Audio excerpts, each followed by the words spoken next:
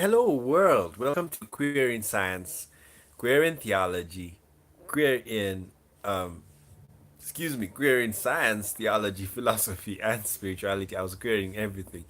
QSTPS, this is the LGBTQ Center for Science, Theology, Philosophy, and Spirituality. And today we are going on with our marathon vlogging. You know, sometimes we can, when I have some time, I can vlog in power. And so we wanted to do ancient Israeli, we are doing ancient Israeli legislation and modern Israeli legislation. As I've always been saying, it's because of the altercation we had on Facebook with another lady who did not understand why the Bible talks about homosexuality the way it does, especially the Old Testament. And I was trying to tell her something, that a law is made by humans. Yes. Legislation. Even if it is a theocracy. You see? Even in a theocracy, the laws are made by humans. Only that in a theocracy, they will tell you the law comes from God or from gods. That's what you need to understand. But the fact is, all laws are made by humans. That's why even Israel added more laws. This is what you have. They have oral law. Oral law is an explanation of the written law. But the catch is, even if it is oral, and even if it's explanation of the written law, it will be modified, because somebody will say something and tell you, like, you shall not work on the Sabbath day. So people used to ask questions. But this Moses, but what happens when my cow falls in a hole? What will I do? You see, human nature is, when they hear there's a law, they want to keep the law and they will ask questions. So the weaknesses of the Torah, of Moses' law, was that it never explained, it never went deeper. And most ancient laws had that weakness. Even Hammurabi.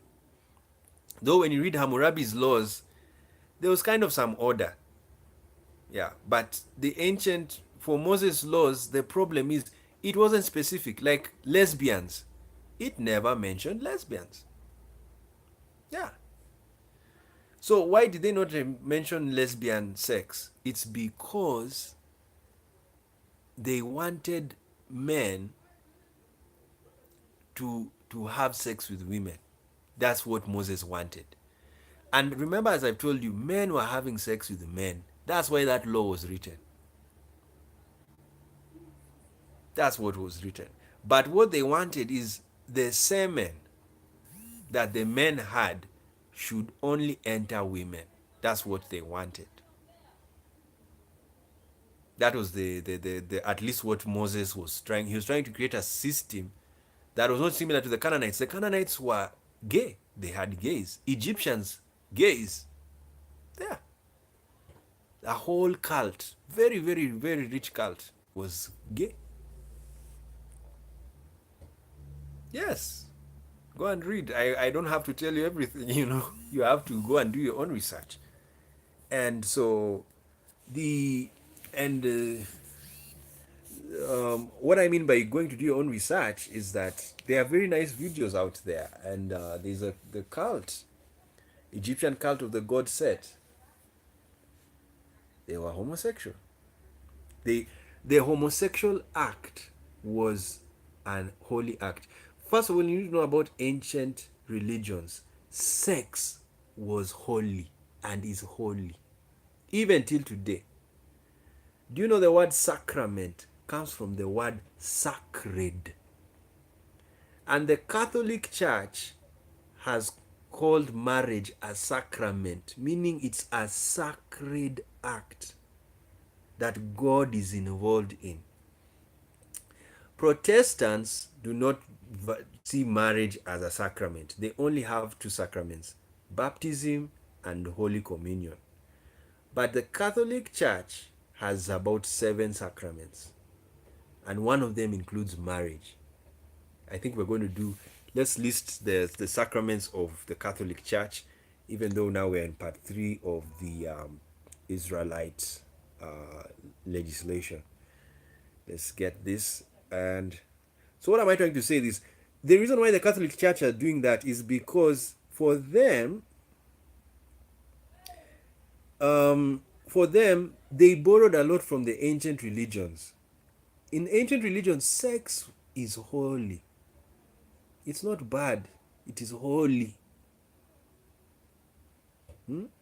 So, let's see the Catholic sacraments.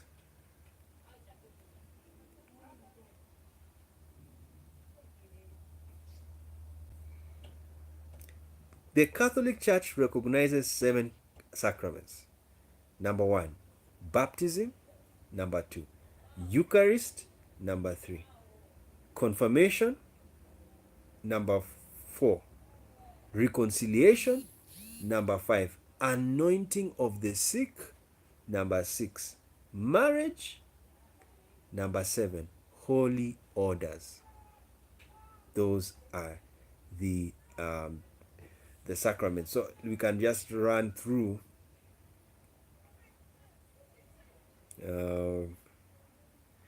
Now, what are sacraments?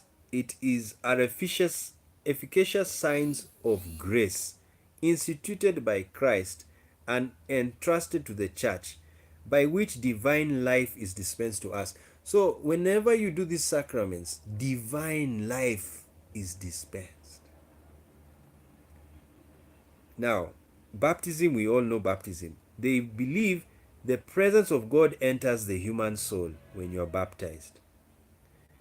Then, Eucharist, that's the Holy Communion. When you eat the Holy Communion, you are taking the real body, blood, and soul and divinity of Jesus Christ. Confirmation. Here, you get the Holy Spirit. So, are you seeing the divinity in everything? In baptism, the divinity enters you. When you eat, you're eating divinity. It's coming inside you. When you're confirmed, the Spirit comes to you. Reconciliation is called confession. When you now go and tell the priest that I committed these sins, and then the priest says you're forgiven, again, divinity has happened. You have been forgiven. So it's a divine act happening when you do reconciliation, going back to God and saying, oh, I'm so sorry. You reconcile. That's how they do it. Anointing of the sick, when you provide physical healing, this is a rite which involves anointing of oil and sick prayer. But now the difference between this one, you can even be dying. Yes, you can be at a point of death. So it's not necessarily healing. It's not a healing service. It is to give the person comfort. That's what they're saying. Anointing of the sick offers the comfort of God's grace to those who are ill. You see, they are very clear. And they're saying the sacrament provides spiritual healing, but sometimes. So they're a bit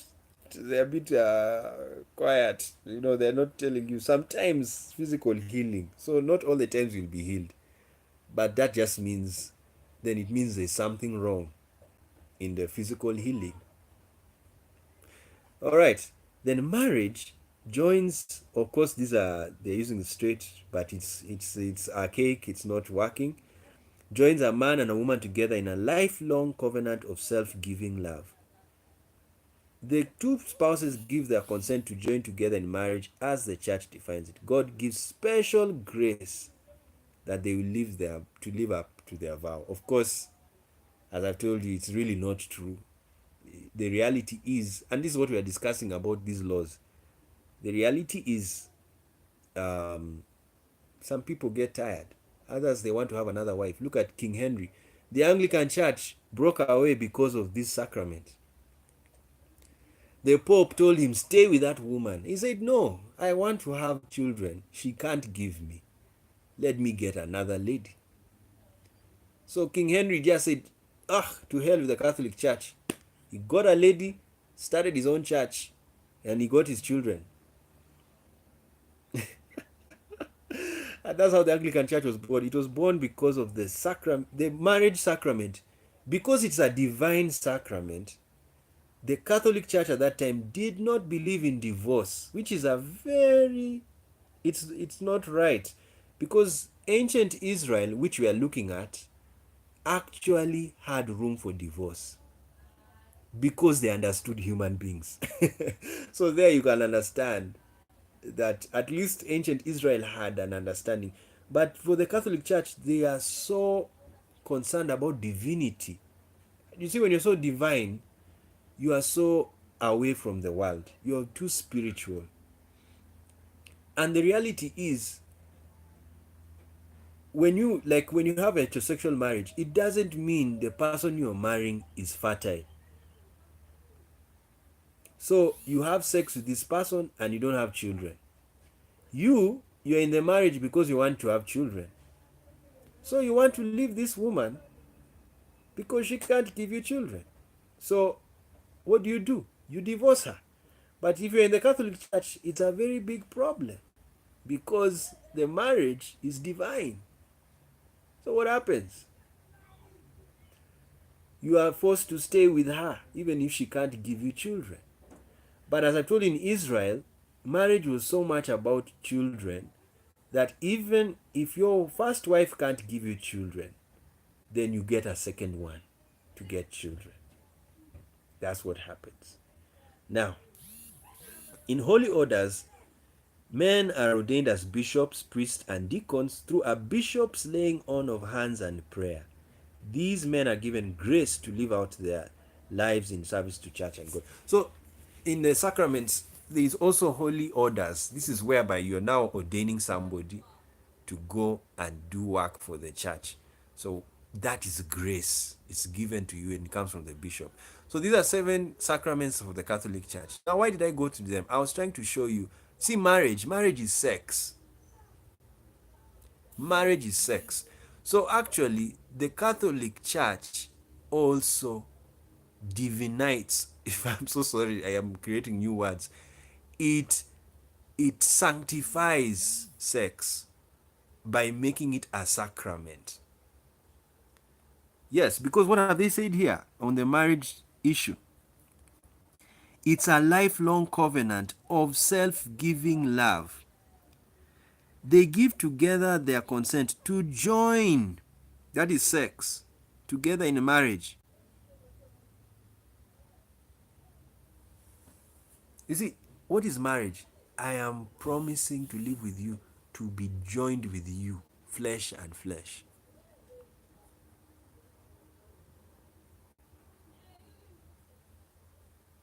That is it. And what is sex? That's why gay marriage is also marriage, because sex happens. And this is what I was telling this lady I was having an altercation with. Is sex love? And she said, yes, it is, but only in the context of man and woman. I said, no, you have said it. Sex is love.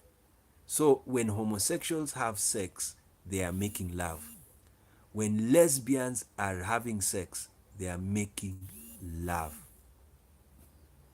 And that means gay marriage is also marriage. You see, the reason why are people homophobic? It's not because of they are not understanding sex. Sex is joining. It's that they believe sex should only be between a man and a woman. That's why they're homophobic. That is their problem. But in essence, sex does not have to be between a man and a woman. It can be even between a woman and a woman. It can even be between a man and a man. And there's a very good video by Queer Theology that Jesus is polyamorous. Actually, what I tell people, Jesus joins with men and women. Yes, because when you say I have a personal relationship with Jesus, that means you're married to him. All ye evangelicals out there, you're married to Jesus.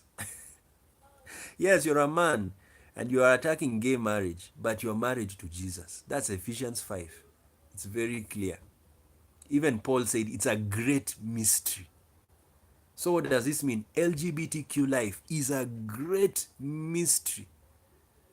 It's the reason why many people don't understand that mystery, that gay people actually have sex and it's beautiful. Go and watch porn. It's lovely. You know? Yes. So what am I trying to tell you? Sex is not bad, but some laws, legislations can make sex look bad. India, before the British went there, knew sex is sacred. You see? They knew sex is sacred. Go and read Kama Sutra. And Kama Sutra was written by a Briton. Yes. Not Indians, because they were already okay. It was not a problem. You know, you write about something that you've never known. That's what we write about. You see, Indians have been there, their culture, their sex culture has been there for thousands of years. Thousands. It's not even a question. So the problem they had is when the colonialists came, they were very powerful. They had guns. You see? And they had a system. Believe you me, if the British did not have guns, there was nothing they could do in India to convince them to change to become British, that now you stop having oral sex. They'll say, no, no, thank you. And there's nothing you can do. You can't shoot them. But because they came with guns, and they told you, you have to change the system or we kill you. You know, it was blackmail. So these cultures, they were hidden. That's why they hid all of these people from the sex culture of India was hidden. The sex culture of Uganda was hidden by the colonialists. Even the king complained. He killed his friends, his boyfriends. Yes. Because they went to follow the church, and the church told them, now don't play with the king. That's a sin. And they believed it. Now when the king heard that he cannot have sex with his friends, he now said, enough is enough. I'm even going to kill them for betraying me. And that's what happened in Uganda. But it was because colonialism came and interrupted the sexual culture of that country. That's what happened. And as I've told you, Uganda is part of Egypt. And Egypt, the culture of homosexuality has been there thousands of years. So what was the problem? The law that the colonialists brought. And you know this colonial law? It came from where? It came from the Bible. Yes, colonialists, especially the British colonialists, they were colonized by Christians. They even, do you know even Britain? Britain has homosexuals naturally. They exist. They are there. Very easy. Yes, naturally. But what happened?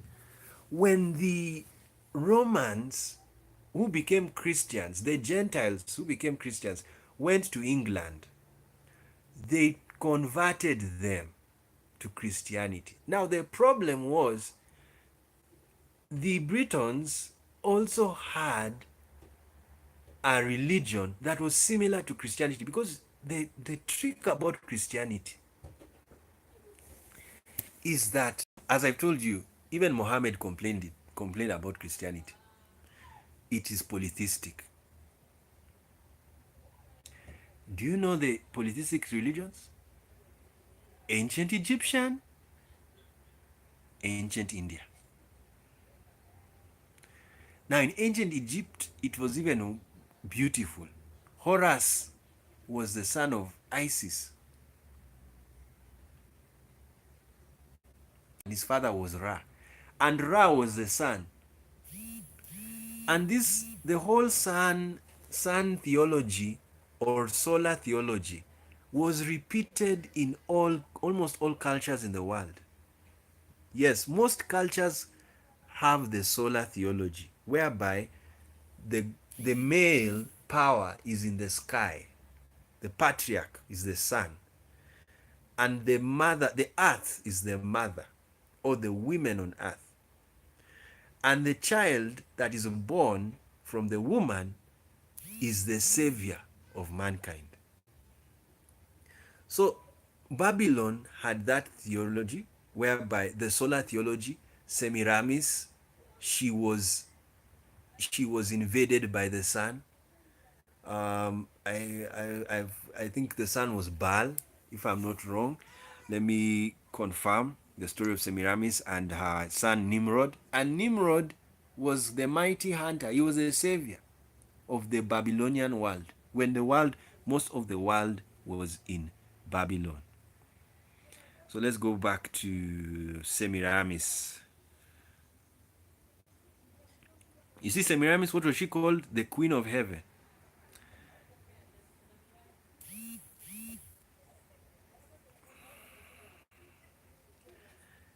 Yes, Semiramis was the legendary Lydian Babylonian wife of Ones and Ninus, and later. So sometimes these people were human beings, but they were deified. You know, she was a historical figure, but some people made her a, a religious, a deity. Even I believe most of the gods in Greece, even the ones in Egypt, they were just heroes. They were great men and women, and they were honored. That's my belief. Maybe they had powers, they had some weird powers, so that's why they were deified. So this story of Semiramis was repeated in almost every culture, even in Britain. So when the Gentile Christians went to preach the gospel to Britons, they said, "Oh, yes, that sounds like our culture here. Yes, we know the Son is God." And then they said, "Yes, we'll receive Christianity. Jesus Christ is also our God, because he's the Son of God. He's the Son of God." So that's what happened.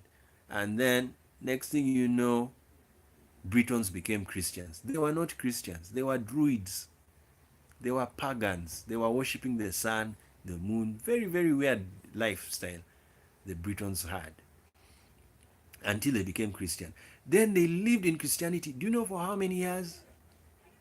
800 years, almost 1,000 years of being programmed to become Christians. So what does this mean? The system in Britain, in fact, mystically, the problem Britain is facing right now is because the system is changing. Christianity as it is undergoing through changes, reformation. Even that's what's happening in Africa right now. Africans are becoming more pan-African. They are looking for, they are going back to their identity. Look at the Black Americans on YouTube. Majority of them, they were doing a lot of Kemetic stuff. Others, I'm happy to say, they have now become atheists. Yes, I can understand. I can understand why they've become atheists. Everyone is looking for something, the truth. And I've told you what the truth is. The truth is that we are one. We are one, and that there are powers beyond us. Yes. And in fact, if I'm to tell you what to trust in, believe in God, but also believe, and when I mean God, I just mean believe there's a higher power. Whatever you want to call him, you can call him Allah, call him Buddha, call him Krishna, call him what? Fine. Do it. All of them are connected. We are one. Yeah, I believe in the oneness. And that's why I know there's no hell. Yes, we are all going to, we'll be in another world. When we die, I believe the psyche in us, the spirit and the soul, which is one to me, they are just more or less the same, leaves this and goes to another world. Why do I say this? I've still not understood consciousness. It's a mystery. You see? Wow. So we can talk about these things forever. So that's what happened to Britain. And then Britain brought those laws that they was ruling they had implemented for when they colonized. Now remember something about Britain and France and Spain, these colonialists that were there of the past. Do you know they would have chosen not to come to Africa? Yes, it's very important. Colonizations are weird. These days I'm now living in the world of mystique. It's a mysterious history. You know, time is mysterious. So it's very weird. Why we colonized? There must be something. You know, I'm becoming an investigator. I want to know why were we colonized, because it's very mysterious. Because these guys would have chosen not to come to colonize us. And let me tell you, if they didn't come, Africa would be different. You would not be who you are right now. You would not. You'd be different. You'd be different. Right now, we are mostly westernized, Christianized humans. Either we are westernized Christian humans or we are Islamicized, westernized Islamicized humans. Because even the Islamic world is using Western system. Yeah. Yes, they are. The Islamic countries, they have laws, they have police. Who are the police when Muhammad was the prophet, was leading his Islamic nation, his Islamic people? Who are the police? There was none. This is a Western system we are living in. Yes, because what you need to understand about the West, though we're not talking about the West, we're talking about Israel, but we're still talking, it's the same topic, legislation. Western legislation likes enforcing law. That's what you need to understand. That's why the West understood the mistake of ancient legal systems. Ancient legal systems had no enforcers. You see, the culture of investigation was not common in the olden days. Actually, when you read ancient Israel in the Bible, there's a very funny and weird case. As I told you, the police should have been the judges and the priests, which it was. But the main person to come and report the crime was either the victim, and he comes with witnesses. That's how you go to court. There was no lawyer. You come to court with a witness. Like the one of the best ones was the law of jealousy. Very funny. The law of jealousy is where the husband is suspicious that his wife has gone to sleep around. So what does he do? He goes to the priest and tells him, I sense my wife is sleeping around. Then the priest does what you call, he tells the lady to swear over a bowl of boiling something. And I think if she has lied that she slept around, she has to, there would be a swelling that will come on her thigh. And that would be the sign that this lady went and committed adultery. And now the man can choose to leave her. As I told you, in Israel, divorce law is very ancient. They were divorcing like nothing. And so that's what happened. So for them, mystical powers controlled the legal system. But in the Western system, investigations must be carried out. Oh, you say your wife is going around. We need proof, evidence, hard evidence. You see, that's what happened. And I prefer the Western system of investigation. Yes, because we need evidence. We cannot go and tell people to now go and eat a cow and then we see if you die of poison. I mean, if you die, it means you committed the crime. Like you see how they used to do to witches in the past. If you are suspected to be a witch, they will take you to water. If you drown, you are innocent. If you don't drown, you are a witch, and then they now burn you. Can you imagine? So sick. Because now, when you're not a witch and you go to the water and you drown, they would put you in a bathtub and you drown. They know this is an innocent lady, but she's dead. It's sad. Then, if you don't drown, you are the witch. Remove her, burn her. And that's what they did.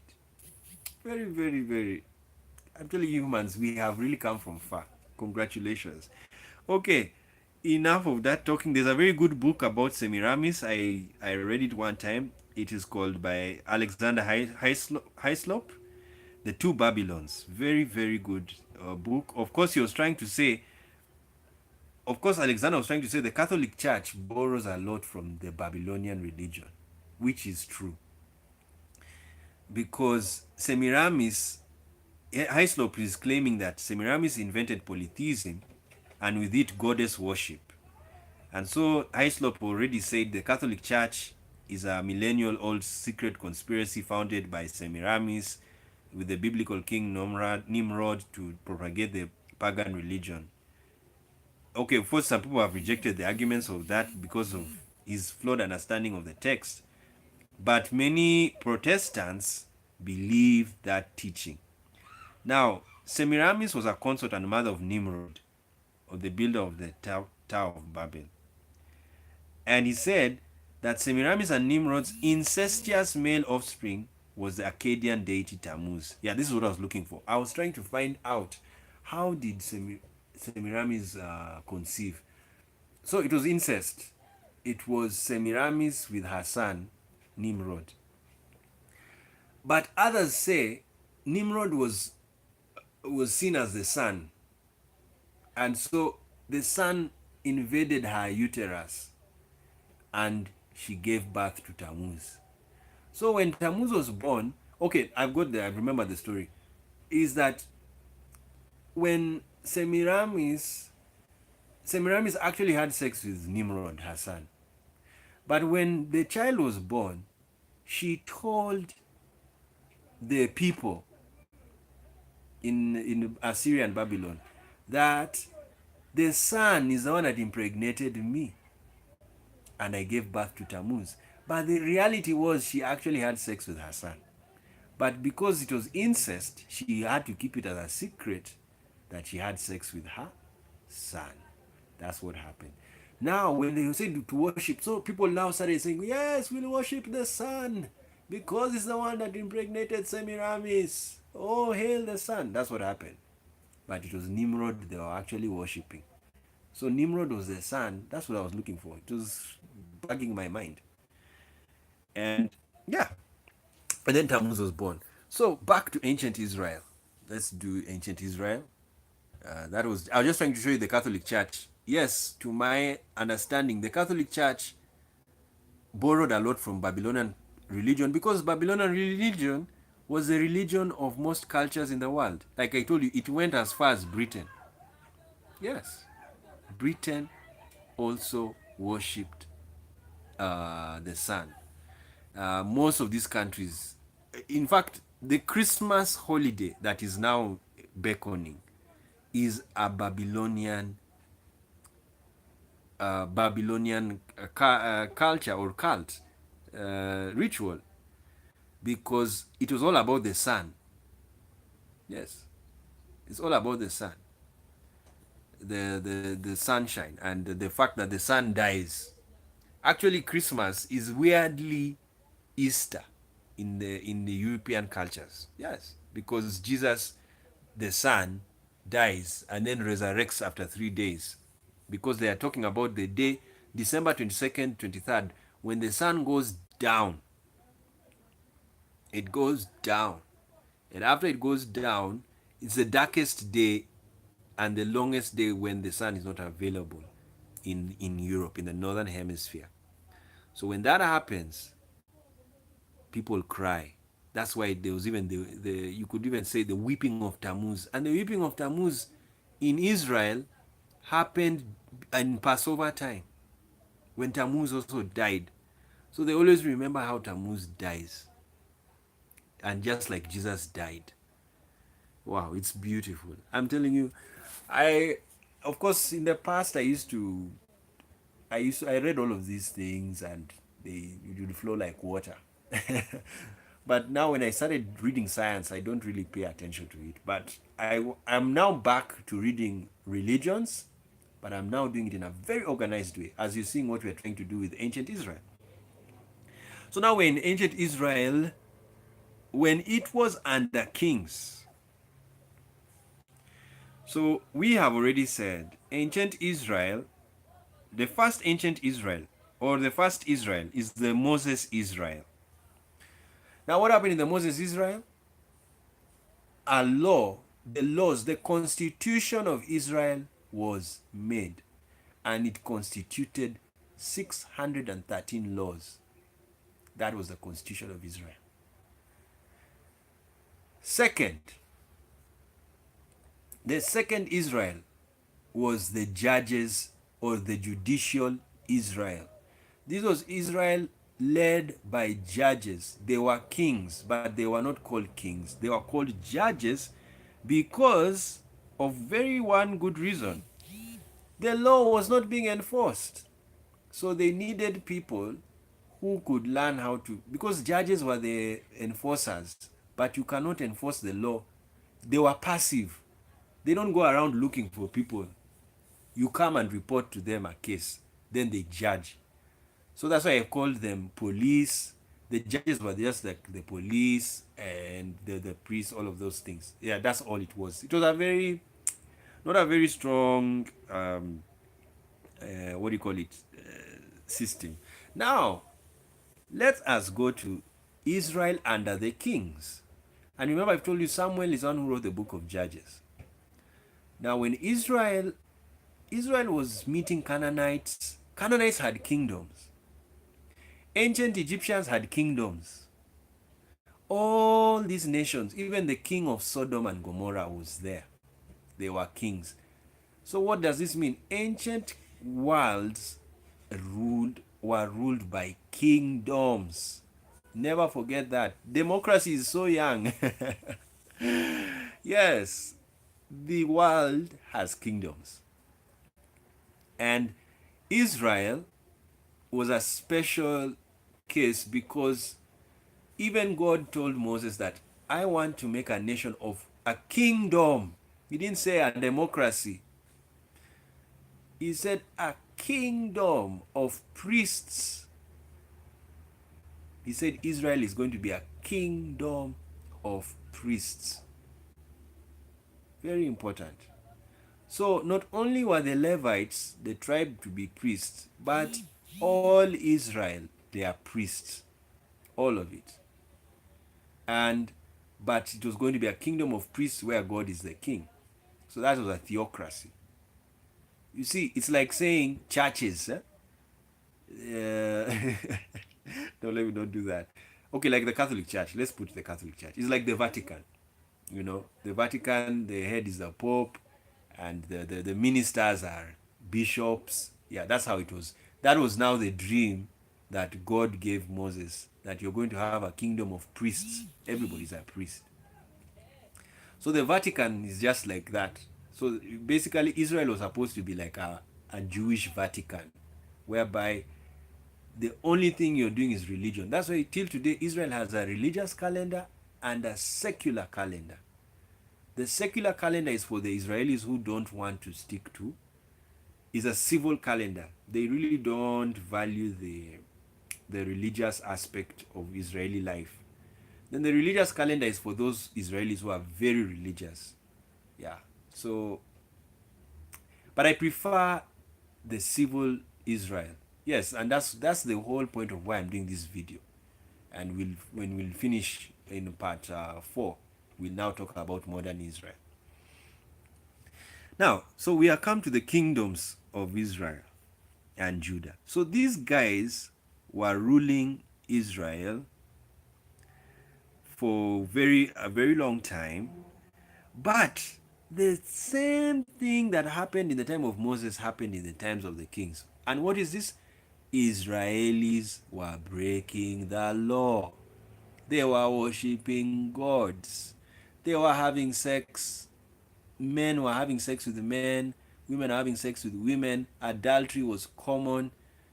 The prophets, when you read the prophets, they are crying. You remember what I told you about some prophets? They were moral prophets. What is to be a moral prophet? It's a prophet who is a legalist. You want people to keep the old custom of the law. So the law was saying you should not worship idols. So prophets knew the law. But as I told you, most people those days, they didn't bother with the laws. It's still like today. I mean, look at the countries. Go and ask people, do you know who is a minister of finance or minister? What? Huh? I don't know who his name is. Yeah, that's how it is. It was the same. The same way people are so lethargic or they don't pay attention to politics is how people in the past never paid attention to politics. They never bothered who was. All they wanted, I'm hungry. I want to have fun. I want to fuck. That's how humans are till today. And that's how they were that time. That's why they're always breaking the law. Because the law was so strict. There's diversity of legislations. There are some countries which have very nice laws. Very easy. They make sense. But the other countries, oh my God, what are they legislating, surely? Like when Uganda legislated the anti-homosexuality bill, and if you read it, you would just collapse. I was wondering, which policeman is going to see this sex act happening? Because they said anything that can penetrate, whether it is a penis or an object, and I was like, hey. When you read that bill, it was pornographic. Yes, it was giving ideas. Because they said, be it any penetrating object. And I was like, these people are giving people creativity. People are going to be creative. Yeah, they are going to even try and look for a pen and penetrate. That's what I was saying. So, you see, the problem of Moses' laws, they were not specific. They were one sentence. Thou shalt not do this. Pa. Da. Pa. So, the problem of such easy laws, they are not detailed. Now, the problem of detailed laws is that people get to know how to do that thing. You see, like now the Ugandan anti-homosexuality bill, it was telling people exactly what, and it was not, for me, what made me laugh, they were even attacking lesbians. Because lesbian sex is very hard to detect. Yes, there is no semen. So how will you prove that sex happened? In Kenya, why they were doing anal examination was because you can find semen, and you can know that a penis has entered the anus. But thankfully the court banned that because it invades privacy. And this is what we're trying to tell homophobes, that sexual laws that are anti-sexual, they are actually invasion of privacy laws, which is unconstitutional. Even right now, countries that have criminalized homosexuality, as long as they have a constitution that respects privacy, Those laws they are not being enforced, and they cannot be.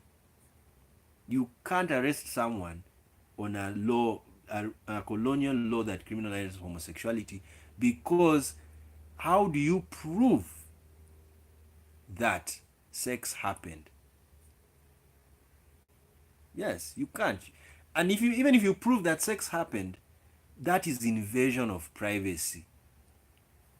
Yes, you don't invade someone's. Do you go and watch how someone is showering, having taking a bath? That's invasion of privacy. Yes, it's invasion of privacy. So things happen in Africa and the Arab world, and they say we have criminalized it. No, you have, even if you criminalize it, the law is not working. And this is what I'm trying to show you about Israel. The law was not working. It was a bad law. Yes, especially on sexual matters. Of course, there are some areas it was good, like being kind to foreigners. Yes, very nice law about how to deal with immigrants in Israel. Very, very nice. And the reason why they did that is because they were also foreigners in Egypt. Yeah, they knew they were not Egyptian. That's what you need to understand. Of course, scientifically they are just Egyptians, but but culturally they are not Egyptians. Yeah. All right. So let's let's talk about the kings a bit, and then we are done with this video. This one is not much talking. It's because it's the same thing that happened. Kings came, even the kings were breaking the law.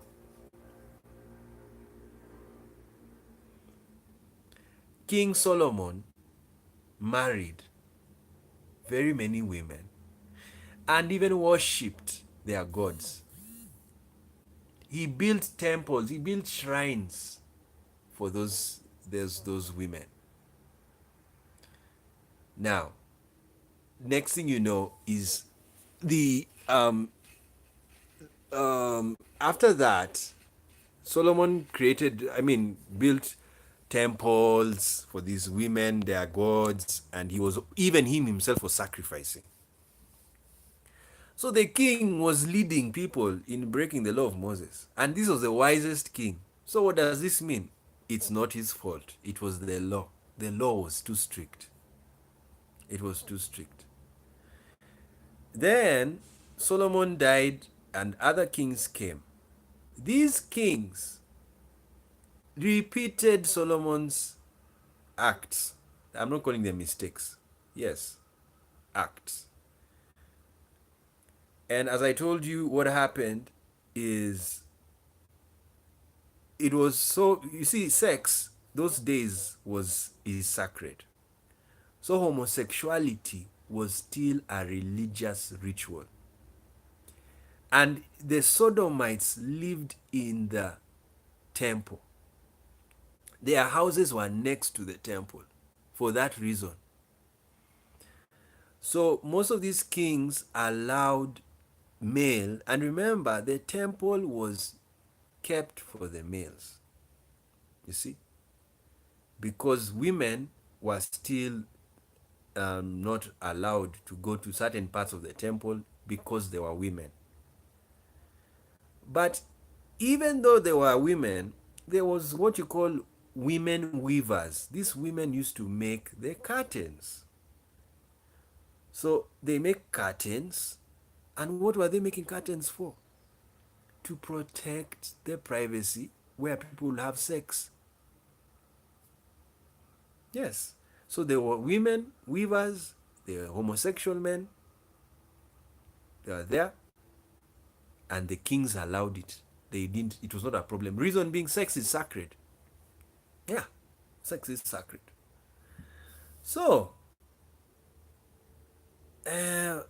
when this happened, king after king was allowing king after king. And when you read the book of Kings and the Samuels, they don't even focus on the culture because it was just there.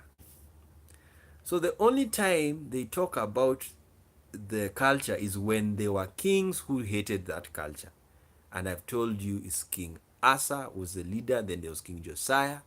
There were 4 kings of Israel that were against the sex culture and the idolatry culture, because idolatry tends to rhyme with sex culture. Cultures whereby people worship many gods, there is a high chance of people having sex anyhow, and that's what happened in Israel, because idolatry is just diverse worship. Yeah, some people want to worship a woman, some people want to worship a cow, some people want to worship a snake, some people want to worship a man. Yes, that's the same as sex. Some people want to sleep with men, some people want to sleep with women, some people want to sleep with men and women. You see? So that was the diversity that idolatry does. Now, monotheism, the problem with monotheism, it it it makes people live in one culture. So that's why most monotheistic cultures are very anti-diversity. If you found yourself worshiping other gods, they kill you. If you sleep with somebody who is not your wife or your spouse, they kill you. You see, very strict, like Wahhabis. You know, the Saudi Islam. Do you know why Islam has sects?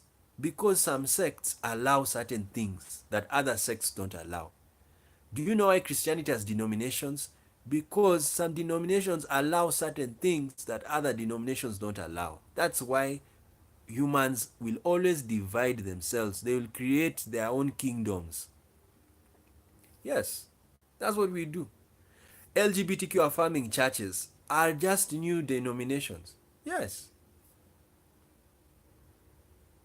Because, and the reason is, these LGBTQ persons have come from churches that do not allow their lifestyle. But they need their lifestyle. But they love God. So what do? Form your church, affirming theology, and a theology where you believe God loves you and you know he does, and you're done. You leave these churches that are homophobic. You don't have to go and stay in a John Hagee church that is always attacking you, you know. So that's the freedom that has happened. And basically, denominationalism is polytheism. Even Muslims, they are polytheistic. They don't know. Yes, because they have different types of Allahs. There's the Allah for the Sufi, Allah for the Sunni, Allah for the Shia. They think it's one, but in actual sense, it is polytheism. And believe me, there is some Islam that allows you to have homosexual sex. Yes, there are sects in Islam. It's not a crime. But the leading sect, the Sunni and Shia, they don't, they criminalize homosexuality. Even if it's happening, they criminalize it. What I mean by that is that for them, what they say is, if you do it, make sure nobody sees it. You see, that's why they're so secretive. Because they know if they do it in the open, like imagine, I remember I was reading one story in Kuwait. There were two men having sex in the parking lot, and nothing happened. Yes, they just had it there, the parking lot. You see, so that's what people need to understand about countries that have such tough laws. Sometimes there's a communication they are passing. If you want to do that thing, please don't even tell us. That's why I'm telling you, like, what happened when I came out. It was an issue because people were like, no, we don't want you out because we don't want children to know this is happening. But I used to tell them, do you know children are homosexual? There are children who are homosexual.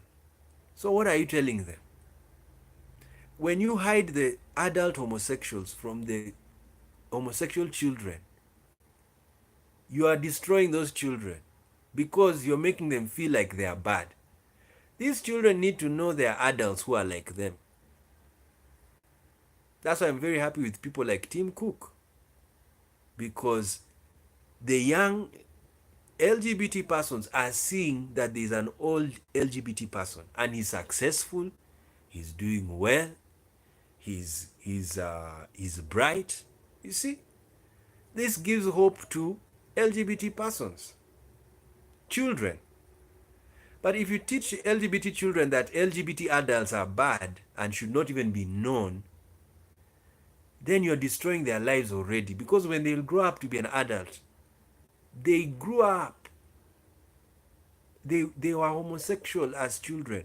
So now when they've now become to realize that they are like that, they go through confusion. And this is why some of them commit suicide. It's because the parents did not make them feel loved. They didn't affirm them. You need to affirm children, especially children, LGBTQ. Because if you don't affirm them when they're young, believe you me, even if you try to affirm them when they're older, it's late. Yes. That's why I'm a full supporter of LGBTQ children organizations.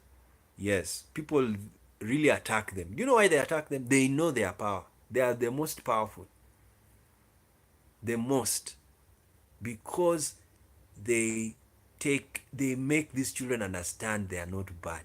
There's something people need to know about child psychology. It is adult psychology. Child psychology is futuristic adult psychology, which means if you mess up a child psychology, you mess it up, you have messed up his future. That's what education systems in the world need to understand. You see why we make noise about LGBT? It's not making noise. We are really telling people, wake up. The science has said people are born LGBTQ. Now, organize the system to inculcate, to have that knowledge, to have that software in the system. And then next thing is going to happen, give the country 30 years and you will see, you will have children, you will have a nation that is very progressive, a nation that will build itself easily. You know, right now, if you create a nation whereby people are fighting each other because of sexuality, you know what I can predict for that country? War, chaos. That's what's going to happen in a country like that. Look at Netherlands. I want you to look at Netherlands in 2040. You will be shocked. That country, are they even complaining about poverty? And nobody can say they don't have black people. There are many black people. They went there even as slaves. Yes, they were taken. But do you know what they did? They destroyed the slave culture. They know blacks are also humans. And they're there. Wait, give them 2040. Because they have now started educating children positively about sex, about LGBT life. Give them 2040 is coming very soon. 2030 even is coming, is near. And then you tell me what you'll see. You will see a country that people are free, progressive. Because when you're sexually liberated, you are intellectually liberated. And when you're intellectually liberated, you can do many things. I wrote a book, The Sexy Empires, because I noticed that trend. Empires that have a lot of sex, that had a lot of sex, were geniuses. They did a lot. Look at the Greek Empire. Alexander was so gay. Almost he had his generals who were also with him, and they were having fun. But look at what Greece gave us. They gave us Dorian architecture. They gave us mathematics. And of course it came from Egypt, which was also very LGBTQ. Atum was a masturbator. You see? Sexy empires. But these empires that are anti-sexual, they're dangerous. Dangerous, yeah. Because, have you noticed, do you know why the Arab world Islamic world lost the golden age they had? Yes, it's because they became very conservative. The Arab world had a golden age. They even that's what made them enter Europe with ease. Do you know the first time the Muslims went to Europe, it was not with blood. It was with amazement. These Muslims had knowledge, mathematics, they knew how to build. They lived in Spain with ease, in ease, and they organized Spain. Now the only problem was Christianity noticed that if they don't watch it, Islam was going to take over Europe. So they pushed the Muslims out of Spain through the Crusades. But basically, the at that time, look at algebra. It is from Arab world. The numbers 1, 2, 3, 4, the Arab world, all of that. That time they were, and they're still. I mean, look at the architecture. It's beautiful, especially the ancient one. Reason, they went through the same stage Israel went through. That there's a law, but they really don't keep it. They don't, especially sexual laws. They don't keep it. That's why I'm talking about this topic. It's because of sexual laws. I'm not talking about murder and other things. No, I'm talking about sexuality. That the point I'm bringing down to some Christians out there. Don't beat, don't clobber gay people with verses that this is against God's law. No, it happened. And that's what we have said in this video as we were concluding. So in the kingdom of Israel and Judah, only 4 kings were conservative. Now I want us to finish it this way. Who was the last king of Israel, of Judah? It was none of the conservative kings. So what is the lesson we get? The conservative project never works. Sorry, it's sad. The moral conservative project of any leader or any government never works. Reason? You are dealing with humans. And what do I mean by the moral conservative project of a king or a government? I'm not talking about murder. I'm talking about sex. Because that's what these King Asa, King Josiah were attacking. They destroyed shrines. They destroyed sodomites, the gay houses. They had bathhouses. Yes, in Israel. Do you know why Hezekiah built up water? Yes, they needed water. People don't read history again. It's very beautiful. And it's in Israel.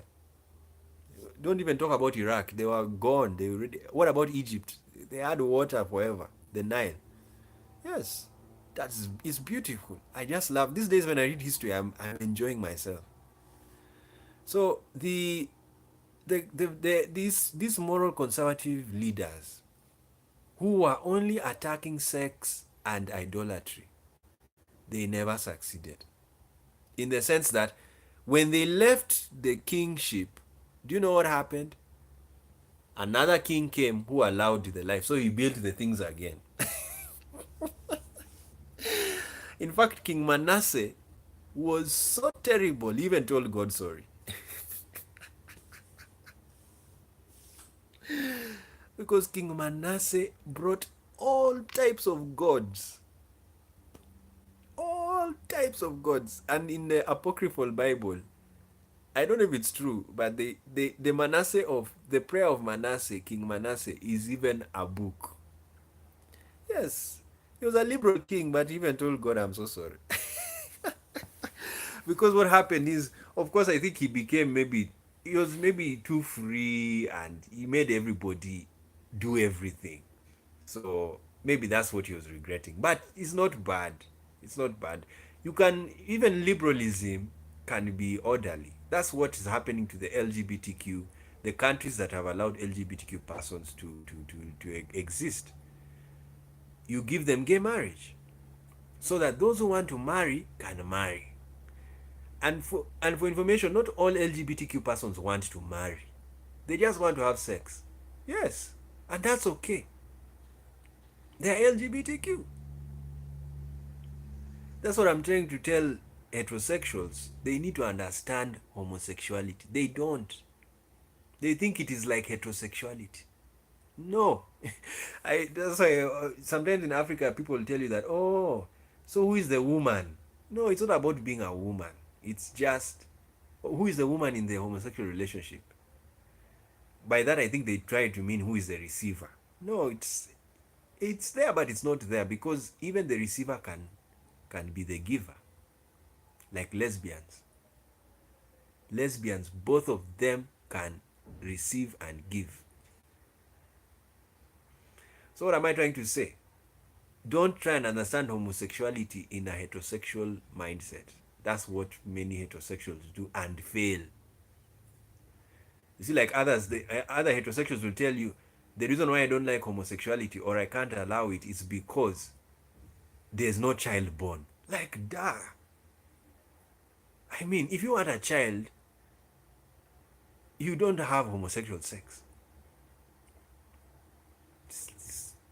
It's common sense, like, duh. Huh? Just tell them no. Let homosexual sex go on. Yes. Do it. We know you're not going to get a baby, but it's giving you pleasure. Yeah, it's relaxing you. It's killing stress. You know? So that's what we are telling heterosexuals and homophobes, like that friend of ours on Facebook. We had to tell her that she needs to understand the Bible. It's not necessarily a divine book that was dropped from the air with no errors. It has errors, and we're going to do another video to show you the errors in the Bible. There are many. Yes.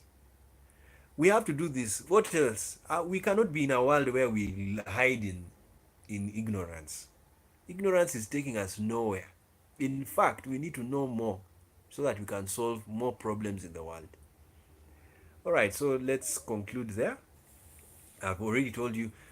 So King Manasseh was the last king of Israel, of Judah, and he was so free with the people. You know, idolatry was allowed, and sex. He rebuilt the Sodomites' houses. You know, the gay guys came back. Yeah, and to me, he's not bad, because what is my point? My point is this: human nature does not change, especially when it comes to religion and sex. It's the same. So when you are making laws, do not be so strict on sexual matters and religious matters. Yes, let people be free. Freedom of worship is for religion. Freedom of association is for sex. And that's why Moses missed that understanding. He needed to know that people can join. A man can join to a man. A woman can join to a woman. Yes, because she has fingers. She has a tongue. Can enter. Yes, and that's joining. It's only that it's not like a penis. Yeah, but it's still joining. Penetration has happened. So that's what Moses needed to understand. I think he didn't understand. No, he knew. What I've told you, Moses knew, because being in Egypt, this was happening. Yes. Egypt, there was even a homosexual cult while Moses was there. You see, the reason why we don't read what was in ancient Egypt is because these people didn't really see the need to tell us what they used to do. And then secondly, there were very many cults in polytheistic societies. So what does this mean? They kept their secrets. You know, for you to know a cult is like a church. No difference. All churches are cults. So every church has its secret. Yes, every church has its secret. That's how it is. But because we live in a world whereby we are so informed, you are able to know the secrets of everybody. Yeah, that's what has happened. Like now, Freemasons, I laugh. These days now, everybody knows Freemasonry. In the past, thanks to the internet, we now know everybody. In the past, you just see Freemasonry and people just say these are devil worshippers. And they are not. Yes, they are just deists. They are people who believe in God. Anything that says God, they try and they come and learn. They want to learn. That's a Freemason. That's why he's a free person.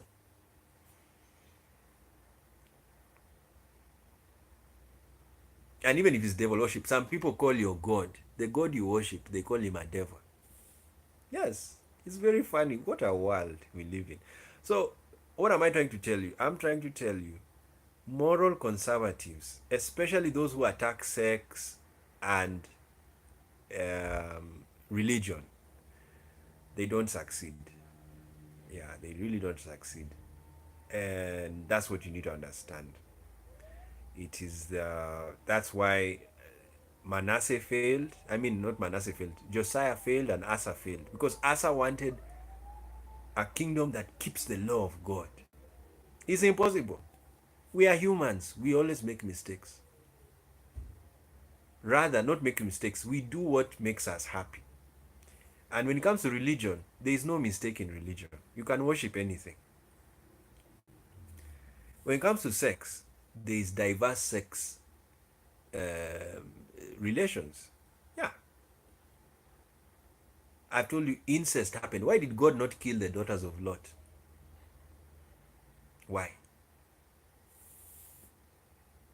It was important for them to sleep with the father because there were no men.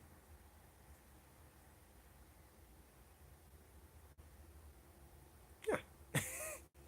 I'm telling you, incest is not wrong in certain parameters, like whereby imagine you're with your sister. Of course, like these days, it's not, people don't even have incest. Do you know why you don't have incest these days? There are 3 billion people of the same sex or opposite sex for you to have sex with. Facebook, you want to sleep with somebody, go and get somebody, sex workers, they're there. So there's no time for incest. Incest had its time in the past. Yes, that's what you need to understand. So I'm just trying to show you that human nature never changes. It just stays the same. Of course, certain, especially when it comes to sex and religion.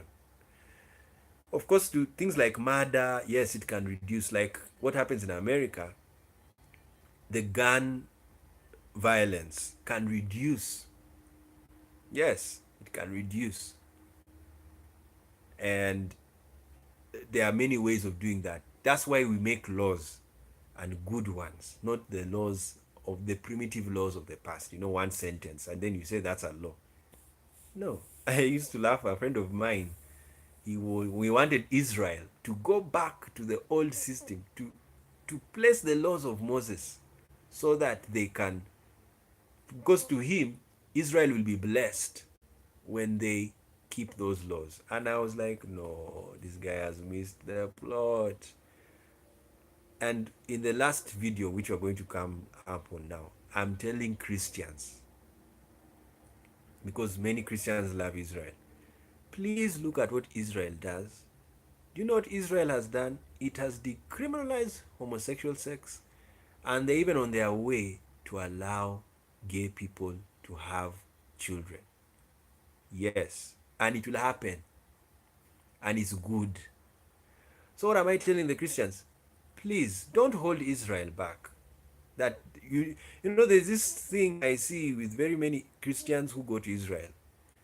They try and make them feel, you know, they it's like blackmail. Don't allow the gay people to do this. Don't allow, because your word says, your Torah says that should not happen. No, they should.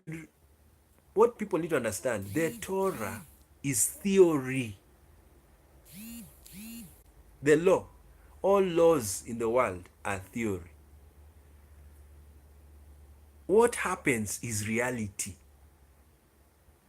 Now, because we are humans, if the reality is the same for thousands of years, that men are still having sex with men and women are still having sex with women.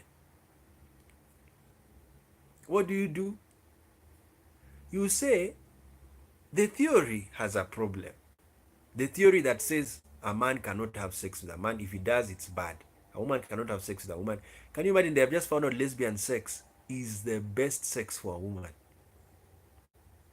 Yes, it's a shock.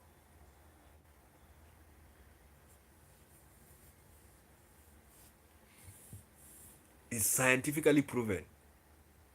Because now with science, you can even measure sexual pleasure. Yes, that's what has happened. So what does that mean? So what I'm trying to say is, when 1,000 years have passed and the reality is still the same, change the theory. And this is what I'm going to video, part 4 and the last one. Modern Israel